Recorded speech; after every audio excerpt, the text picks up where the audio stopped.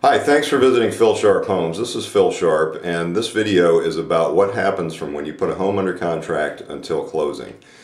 So you've completed your house hunting, you've negotiated with the seller, you've put a home under contract, and we now have everybody's signatures on a piece of paper and we're ready to move forward. The first thing that I will do is provide a copy of that contract to the lender. The lender will review the contract for completeness and may well do a cursory check on the property to make sure that there's no apparent issues that would prohibit it from being financed. The lender may also at this time re-verify your credit. Typically lenders will always re-verify credit right before closing. Sometimes they'll do it early on in the process if they have a reason to. For example, if you are military, you've just moved from overseas, you've got a lot of things in flux with your pay account. You may have been getting new loans, buying vehicles, what have you. And so a lot of things are changing in your credit. Your lender is going to want to make sure that nothing has changed to the point that you can't get a loan. And while I'm on that subject, there are an awful lot of people. It seems like when military folks PCS, they like to buy cars. There are an awful lot of people who thought they were buying houses who ended up not being able to buy because they went out and got a new big loan on a new vehicle. And oftentimes, that new car loan will stop you from buying a house, but once you buy the house, if you go out to buy the car, the house won't stop you from getting a car loan. So your best bet is wait until after you've closed on the house. The next thing the lender will do is ask you about locking your interest rate. And this can be a good thing. You can lock your interest rate in so that there's no surprises come closing time. And that interest rate lock, typically 45 to 60 days, which is plenty of time to get closed. What we will do, or what I will do while all this is going on, is coordinate for a home inspection. And what is typical under most contracts is that we would have 10 days in which to complete your home inspection, with an additional 5 days should we need a specialty inspector. Let's say we get in and we start finding problems. We need a specialist to come look at the foundation. We can get an additional 5 days to do that.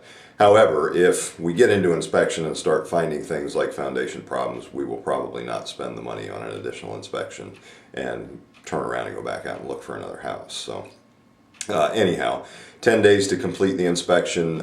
Even if we're buying a foreclosure where we know that the seller won't make any repairs or put any money into the house, the inspection is a really good idea. It tells you what you're starting with, where you're starting, and what you've got to work with. I really encourage you to show up for the inspection and be there with the inspector. He will take the time to walk you around, show you problems, show you maintenance issues, and how to maintain things. It's great for a new homeowner to be there at the inspection. You will understand everything about your home by the time it's done. The next thing after the inspection, if everybody's satisfied with the inspection, is the appraiser or appraisal. And we'll go back to the mortgage lender, let them know that we're happy with the inspection, everything is satisfactory, and we want them to order the appraisal. The lender will then, especially if you're doing a VA loan, will go through the VA system, order an appraisal.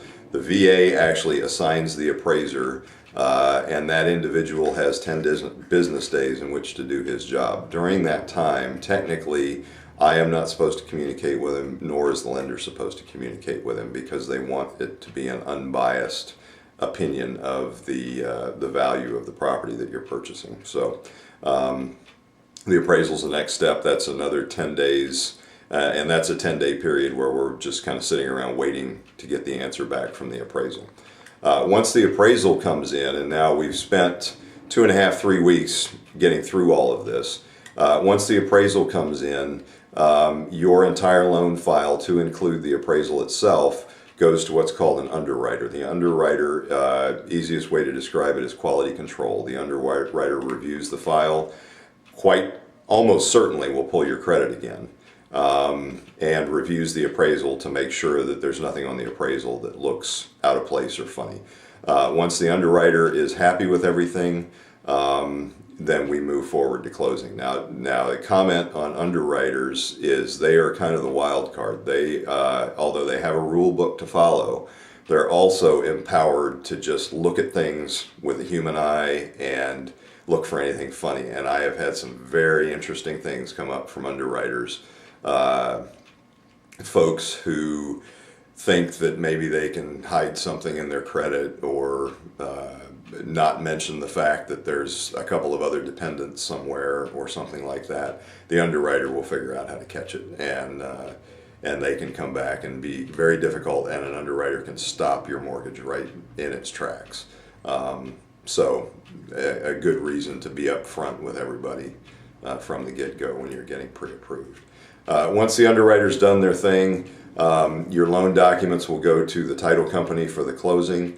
That is typically about a 24-hour process. However, let's say you sign early in the morning, you may get closed that day. What is much more typical is, for example, if you sign on a Monday, your loan and the transaction will close on Tuesday, and you move into the house on Tuesday. So for planning purposes, plan to sign the day before you close, and you might get lucky, might not.